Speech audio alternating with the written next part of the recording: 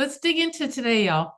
So the first thing I wanted to circle back around with is this book. I want to close out one more little bit of this book, and then I want to dig into this book. So, good. Yep, exactly. So it came up so much in yesterday's conversation. I was like, this is crazy. Let's just talk about it. So let's just talk about it. So the first thing is the last bit of tail ending into this, and then it's just executing it out, is asking these 5 questions. And the 5 questions are, I'm going to drop this in chat. Hang on one second. Let's copy. Oh, I got to get something to write with. Hold on a minute. Okay. There we go. Yeah, these 5 questions to ask yourself. And then from there, you'll just execute out the plan. And then I'm imagining, I guess there's probably a circling back around. Is there a circle back around to reevaluate? Review, there is. So there's a circle back around to review. Okay. So we'll dig into that. And then Monday, we'll talk a little bit about Tuesday, we'll talk a little bit about execution.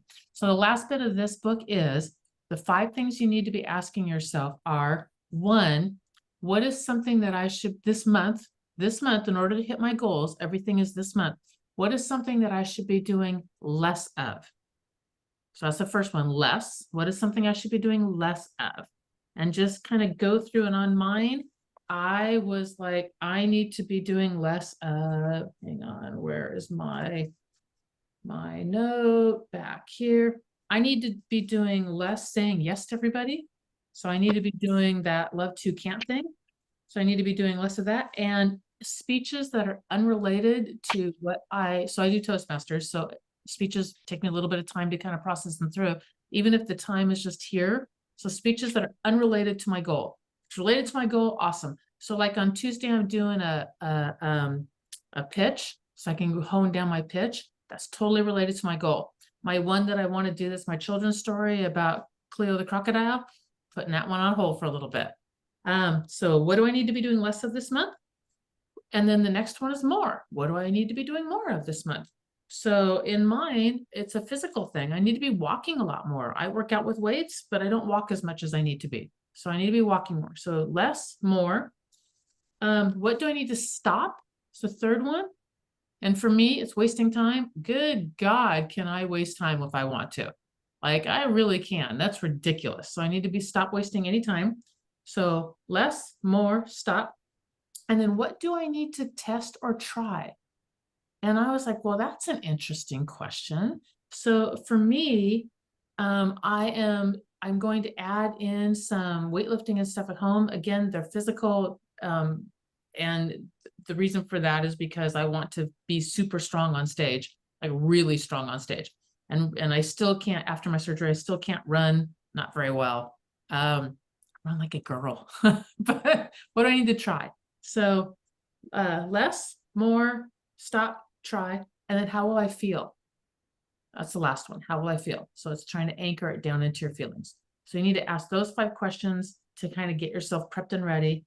And then it's just executing. And next week we'll talk about, as we're executing, what it is with our one thing with the 10 or 20 minute 3 times a day built in there kind of thing. And then you're reviewing over that.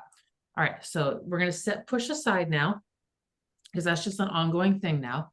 And now we're going to dig. Oh, Kathy, what? How do we feel regarding what? Oh, How we feel is a big thing. see, I moved you guys off my screen over here, so I didn't even see yours. So you gotta yell at me, like interrupt me and yell at me, just like you have to do with Gary, because Gary doesn't talk. Trying not to do that so much. Well, what did my friend say? My friend said, since you interrupt me all the time, I'm gonna start interrupting you all the time. And then he's like, I want to tell you this. And I was like, I don't consider it interrupting. So it's fine. All right. So how do I feel when I accomplish this goal? How would I feel when I accomplish this goal? So that's your feel one. How would I? Yeah, good. Not do. What I actually literally, it says what I hope to feel when I accomplish this goal. Thank you. You're welcome. Good question. Really good question. Thank you for waving your hand a lot. Like really, really. Okay. Shift. So I want to talk a little bit about shift, and I want to go through, and I just sort of grabbed the book in the beginning, and I'm like, let's just go through this, like the highlights of this book. Let's just go through this. So the first thing is this, is chaos is your opportunity. So if the world goes, and think about it, every single job you've ever taken is because they're in chaos for some reason. Either they're growing and they need that position. The person before you screwed it completely up. That could be the situation also. But something is in chaos, or else that position would not be open and available. And it's that way with all opportunities. There's some sort of chaos. Chaos is your friend, and it doesn't feel like it. And I know it doesn't feel like it for me personally, but that's our opportunity. So as all this brouhaha is going on, what's going to happen to buyer brokerage agreements, what's going on with the NAR agreement, what's going on with interest rates, what's going on with the housing inventory, what's going on with agents leaving, what's going on with the market, whatever it is. All that chaos is our opportunities. And I want to kind of walk you through that. So the first thing, let's go over here to this graph. Let me share my screen. Let's go here. Can you guys see? You can see this graph, which is much. Let me see if I can get it a little bit bigger. I got to move you guys over in order to be able to do that though. So, and there's a lot of stuff behind here. Well, let's close out this and see if we can't clear some of this out. Okay. And can you guys see this graph right here? Yeah. Okay, perfect. So what this is what happens when the market shifts. Let's move you guys down here too. So this has it labeled available income. Okay, backing up. This one's over time. This is available income, but look at it. I also look at it as how many units are being sold, kind of what's going on in the market. So as the market's going up, there is a lag of agents coming into the market. And we always see this. So down here, when the market really, really sucks, we run at like 1 million realtors. That doesn't count the 250,000 or so that aren't, and commercial and some other stuff in there, but we run around 1 million realtors. And then as business gets really, really, really hot and really good. So this would be like 05, the last time when we hit this last peak right here, this would be 05. So the number of agents though is still at this level at the same date. If I go down here, agents are still in here. They're still coming into the market as the market is, sorry. So the market's still heating up. And then when the market starts to shift, this would be 07, right around there when the market starts to shift down, agents are still coming into the market because it takes you a while in most states to get licensed. So you can't get licensed overnight in most states. There's a lag in there, weeks, sometimes months. In some states, it's a month or more, 6 weeks sometimes to go through that licensing process. And so agents are still coming into the market after the market's already shifted and started heading down. So at this stage in here is when the market is starting to shift down, but we still have agents coming into the market. This is survival mode. It's literally what it is. Piles of agents and not very much work. So it's massive hustle. And that's just what this looks like. You do everything you can to make it through this part of the shift right here. And then as the market goes down, agents are leaving also. And right here, when it starts to shift again, this is the part where you will make massive money, because there's tons of business and businesses going crazy, and there are no agents that are in the industry. So survival mode, and then massive income producing opportunity right in through here. This shift, when it does happen, okay, first let me go back. If I'm drawing a line up like this and I'm telling you the market's going up, tell me, just follow my arrow. Tell me when I'm going to do a shift. I'm going to literally do a shift, and you're going to be able to see me go back down again. But I want you guys to yell out when the shift happens, right at the point it happens. You guys all got that? So the second you see my arrow go back down again, you guys yell shift. Got it? All right. So unmute. Let's hear you. All right. I'll wait for the unmutes. Here we go. Okay, here we go. Whoops, hang on. Let me do this again. Here we go. Shift. Okay, exactly. You guys said it here. when it really happened up here. Now, it's a bit of a trick, and I will fully admit that, but here's the deal. You can't tell that the shift has happened here. You can only tell here looking backwards. That's it. You cannot tell looking forwards. You can only tell looking backwards. You can tell when we hit volatility, whatever, when everything starts getting volatile. You can tell that, like, okay, hang on, there's something going on, it's volatile. And that's why I've been talking about, is this the market doing its seasonal thing? Is it a real shift? And you can't really tell yet, but when you're here, you know it. Okay, so that's when you can look backwards and go, that's when it was. It was right there. It hit August 2023, June of 2023, July, whatever month it is, you can look back and you can say that's exactly when it happened. But in it, you can't really tell until you're in it. And when you're in it, you can tell going backwards. The same thing happens down here, y'all. You can't tell that it's gone back up again when you're right here. You can't tell. When you're here, you can look back and you go, that's the date. That's the date it all changed. But there's a warning sign here, okay? And the warning sign that actually works on both ends. The warning sign here is investors will not play anymore. Real investors, they will just stop playing. Because now the lemmings, it's hard to tell because the lemmings all get in because they still think it's hot, right? And so they're still, mucking around in there. But the true investors right here, they're not playing anymore. They're like, nope, don't play. And then when they come out to play, they'll come out to play somewhere right around here. When they come out to play, you know that it's going to shift. That's just once the investors start to come out to play, that's when it shifts back over again. So, and here's where you make all your money. So that's the first one I wanted to show you. Any questions over this? The availability of money makes those investors be able to actually create the shift. Yes. But if they start taking more properties on and buying more, they actually create the shift. Amen. That is exactly what happens. They drive it. They absolutely drive it. So Yay!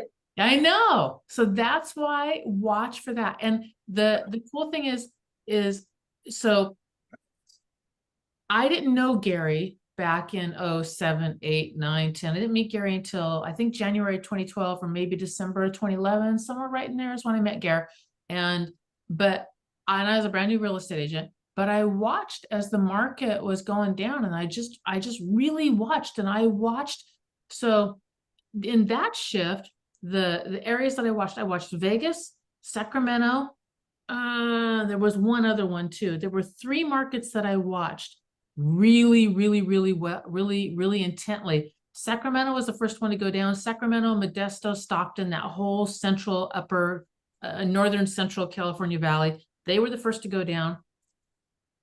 Arizona and Vegas.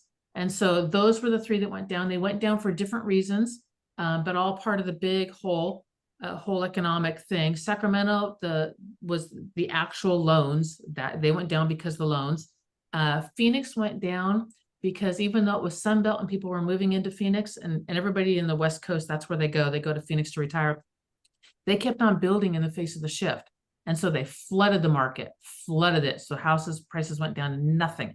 And Vegas was going through this big, huge thing. It was a result of this also. But then the third thing with Vegas was they were trying to become family. They'd lost their identity. They were trying to become family, and they really weren't.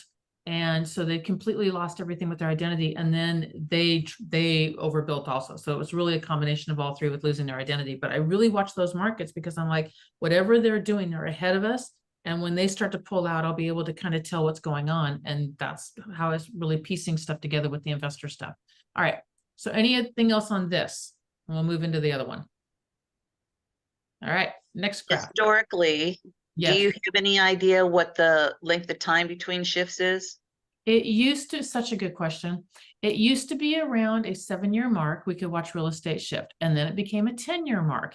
And part of that is because we're playing with stuff now like we have never played with before. So we are massively playing with interest rates and all kinds of things and then COVID is there's a theory called catastrophic change. And what catastrophic change or catastrophic theory basically is that everything sort of follows a pattern, and then some big, huge catastrophe happens and it changes everything. And COVID is that once in a lifetime, once every century catastrophic change. And so it really monkey wrenched out the models, and the models need a chance to kind of reset in. So, and what COVID did, what the 07, 08, 09 did, we artificially pumped money into the system. And so what should have shifted earlier ended up shifting later. And then because of the way we artificially pumped the money in, it hit harder. So it just lengthened out and then it hit harder. So I would say it's probably a crapshoot, but we look at swings in 7 to 10 years, what historically we've looked at. And you can go back over all of NAR and you can look at the numbers and you can see those shifts and how and what they look like. So the run-ups always run up higher than the down swings go. So that's the good news, is that it always sort of does this. But 7 to 10 years maybe. And that doesn't mean 7 to 10 years in a super bad market. That's like the whole swing, like a full cycle thing. So maybe 10 years for the full cycle. I don't have a good answer. Okay. Next one. This one, success comes to the resilient. So there's two things about, oh, Kathy put it up in the chat, which I have on the other screen also. So I am trying to work with two screens, and it's not, I need to learn to pay attention over there too. Okay, success comes to the resilient. So the way that this one works, this is time again down here. This is sales activity. Okay, and so this is the market going on. So as the market shifts, your market share is coming up. What I mean by that is this. So let's say you do 10 houses a year, 20 houses a year, 30 houses a year, doesn't matter, pick a number, any number. So you do 10 houses a year, and in your area, 100 houses sell. Okay, so you have this much of the market. But now let's say that you do 10 houses a year, but now only 80 houses are selling. Well, now you've gained a little bit of market share. Let's say you do 10 houses a year, but only 40 houses are selling. Now you've gained more market share. So what it is if you just maintain the same amount of units, which by the way, will take you twice as much work to maintain in the shifted market, then your market share goes up. If you gain market share in a shift, which just means going after a shifted business model, if you gain market share in a shift, your market share goes phenomenally higher when this happens. So if you spend this time gaining market share, when this shift happens, let's say that you can grab 10% market share, who knows, just pick a number out there. It doesn't really matter what the number is. When there's 100 units and you've got 10%, if you maintain your percentage while those units go up, then you grab that extra market share. And that's why there is massive opportunity in the face of chaos. That is why, because of the opportunity to be able to grab and hold your level, at the very least, hold those level of units. But if you really work it well and you shift your business model, be able to grab that extra market share, and then when it rises up, you'll rise up with it. So there's a lot of opportunity in this. If you keep the same number of houses, your income isn't going to go up. You're going to have to get more. Your income will not go up with the same amount of houses. You're absolutely right. Your market share will go up as units go down if you maintain the same level. But it will take you, if not twice as much effort, and I'm not saying it's twice as much effort, but it was twice as much focus. It's really, really, really focusing in on this and being very deliberate with what you do. So, all right, the last bit. So any questions on grabbing market share and then riding that market share back up when the shift comes back in around the other direction? And then I want to hit on one more thing. All right, let's hit on one more thing. I have one question. Oh, Dutch has. No, okay, yeah, what you got? Food. Dutch. Dutch, you got anything? Yes. Mike Ferry on Mike Ferry TV last night, who used to be my trainer 20 years ago, said, you know, quoting the letter and all the other stuff, don't panic, do a better job, take more listings, kick more ass, and you'll be in a better position. That's when you make money. Absolutely. That's what this is what your speech is about. Yep. It's absolutely it. It's Do absolutely. better. Do a better job. And Do listings better. are the key. Listings are going to be Listings the are- key. Exactly. He said, forget the buyers. He said, Get it? listers last. You control the market when you list properties. Yep, you do. You absolutely You control the market control the because you market. set the price. Yes. You're setting the price. My friend, so speaking of controlling the market, so my friend out in the Bay Area, who was the #1 agent in the whole Bay Area, that guy, when he listed his house, his wife was a stager. By the way, she was a phenomenal stager. And every single house that they listed, Cheryl staged. All of them. And they were staged to the nines. I mean, stunningly beautiful. He was also a contractor. So when his houses went on the market, it was like you walked into House Beautiful. I mean, it was just absolutely drop dead gorgeous. Do you know in the Bay, in many areas, you can get away without staging. You can sort of rearrange their furniture, clean the crap out of it, flowers in the front yard, and you're good. In the Bay Area, if you do not stage that house to the nines, everybody turns their nose down on it. And I blame him. I really do. Because of how well he staged, it became, because he was the #1, so he had all the listings, it became the norm. And if you just had a normal house, everybody was just like, this is crap, because it wasn't at that level. He absolutely dominated and controlled that market. Absolutely. So you will control the market. And that's just a weird side way of doing it. You literally control the market when you control the listings. So, all right. Now, what do we do about this? So I have a question. Yeah. Yeah. When you're in a shift, Mm-hmm. and it would seem to me that the way to make money is during the downturn, you're actually going to scale your business to be ready for more business when it turns up. Is that correct? That's such a good question. Elaborate. Well, I'm just saying, I mean, I'm a single agent. Mhm. The market is obviously turning down. Mhm. I'm fortunate, I've learned now that I've got 3 or 4 things going that I can't keep up with. I mean, it's hard for me to keep up with 5 things. Ah, So, okay.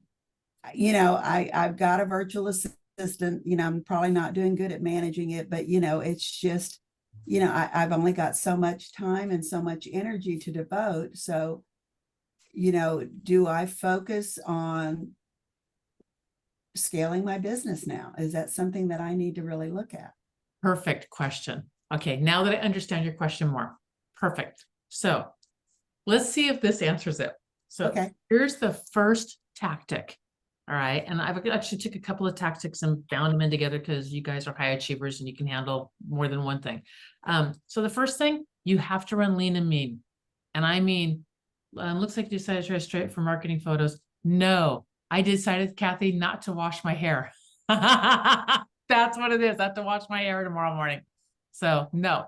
All right. So the first thing, you have to run lean and mean. Like you have to run lean and mean on your expenses. So you need a good market hides a crappy budget model. A good market hides a crappy budget model. And what I mean by that is if you're making money hand over fist, but you're getting leads from a reload company and they're 40% or whatever the heck they charge now, which is ridiculous. That you're like, I'm making tons of money. What does it matter? It's just an expense of doing business.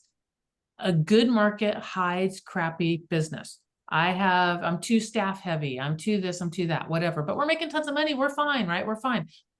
When the market shifts and goes down, you've got to cut all that stuff. So the first thing, lean and mean. The way that you run lean, the easiest way that I know of to do lean and mean is every single penny that goes out for anything, you red light, green light it. And you can yellow light it also, which means I need to examine it, but you red light, green light. So the first thing to do is go through your budget and just, or every single penny that's being spent, and just decide immediately what's getting red lit. And red lit means we're stopping it immediately. So Greg and I went through, so we're actually doing this also as a family. So we went through and we cut the streaming services. We did leave one, so that technically is a yellow light because we're still evaluating if we're going to keep that one or not. But we cut through, like, I don't know, we got rid of 4 of them or something like that. And then we're just going through the rest of our expenses to go, where can we cut? Where can we cut? Where can we cut? Where can we cut? So the first thing, lean and mean, red light, green light your expenses. So red light everything means we're going to get rid of it immediately. Yellow means we're going to evaluate. We're going to come back to it in a month or so, and because that may change. And green is we absolutely have to keep it. Like you have to pay your property taxes. You have to pay whatever, you know, MLS dues. MLS, electricity, internet, the things that you have to do to, for me, Zoom, right? I mean, there's just things that you have to do to run your business that you need to keep green light. And really, there are other things that we could be doing to possibly yellow light some of those things also. But for the first, just red light whatever you can and get it out. Run lean and mean. The things that you do not cut are, if you do not cut lead generation is not lead buying, it's lead generation. And that's a time cut, usually more than anything else. Do not cut your lead generation. Like you cannot cut that one. You'll cut your head off, basically, is what you will do. Do not cut coaching. If you're in coaching and your coaching works, or if you have coaching around you that works, like lean into it, especially if they, like Gary has seen this before. I have seen this before. So lean into people. Dutch has seen this before. We've seen it before. Okay. So there's if nothing else, there is a calmness around, or oh gosh, that's not quite the right word. There's definitely a focus around it. There's a focus because we know what to do to get through it. Okay. So hang on to that. Hang on to that. Do not change offices if your office is feeding you. If your office is also feeding you in that solid, stable, here's what you do, action-based techniques to get through it, don't look at, well, I can save 3,000 over here, because I've seen agents over and over again, well, I can save 3,000 going here, and then they die. This is when they die. You need that support around you. So don't cut those expenses and don't cut your support system.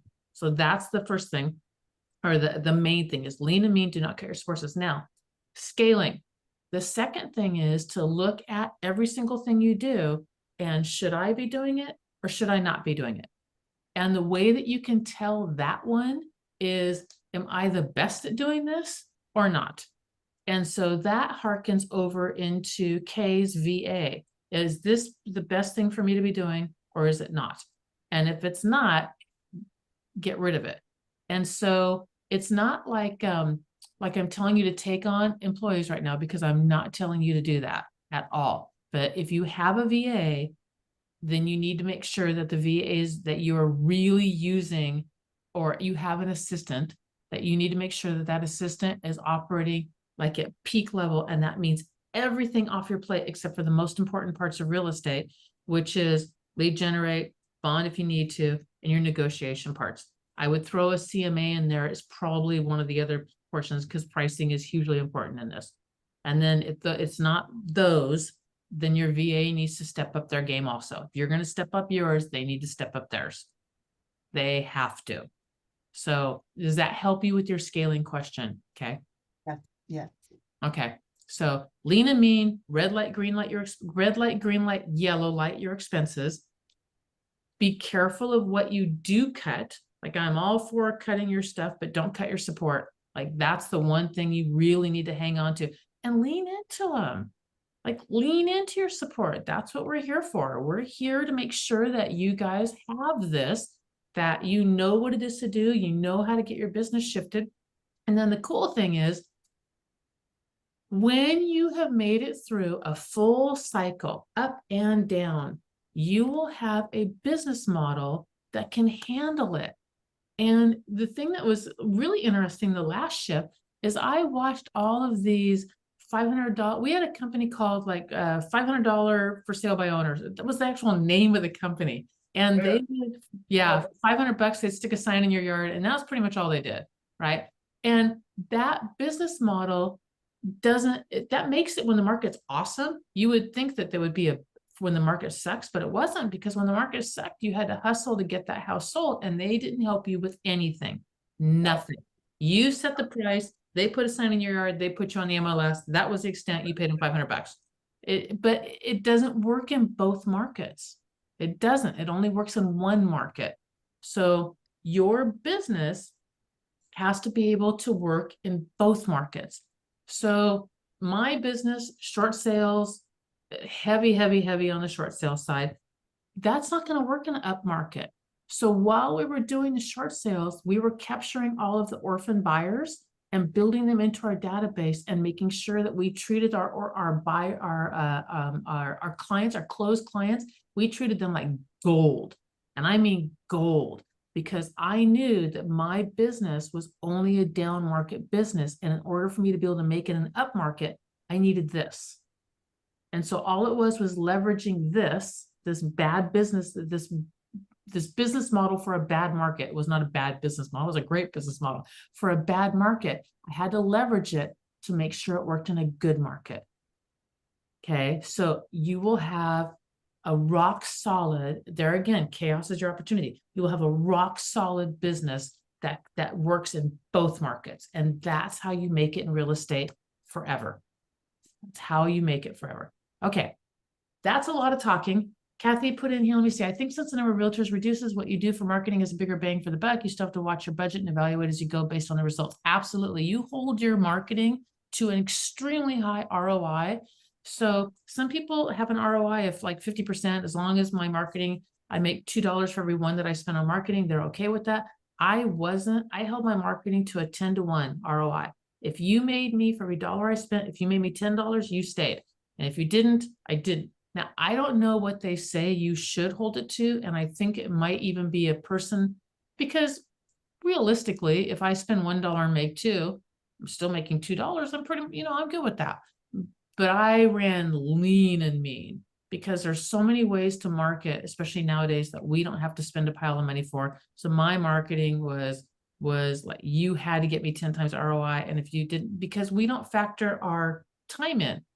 So, oh, look at this cool thing. And if I do this cool thing, which takes me 25 hours to set up, and I get at least one deal that will pay for itself. Yes, but you spent 25 hours to set it up.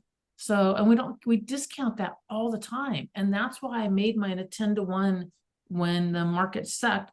2 reasons. One, I didn't have the money. I was new starting out in real estate and the market sucked. And 2, I didn't have the money. So no. And 2, I'm not going to discount my time, because that's all I really have is at that point, is I had time, but I had to use it really, really wisely. So again, lean and mean, red, yellow, green light your expenses.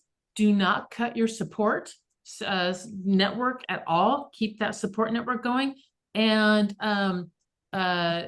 think about if you're going to scale and you've got to double down on your focus, then you expect your VA or whoever is along with you on this ride to be doubling down on theirs also. So your expectations of what they should be able to do needs to rise up in direct proportion to what yours are as well, because you're raising your leadership.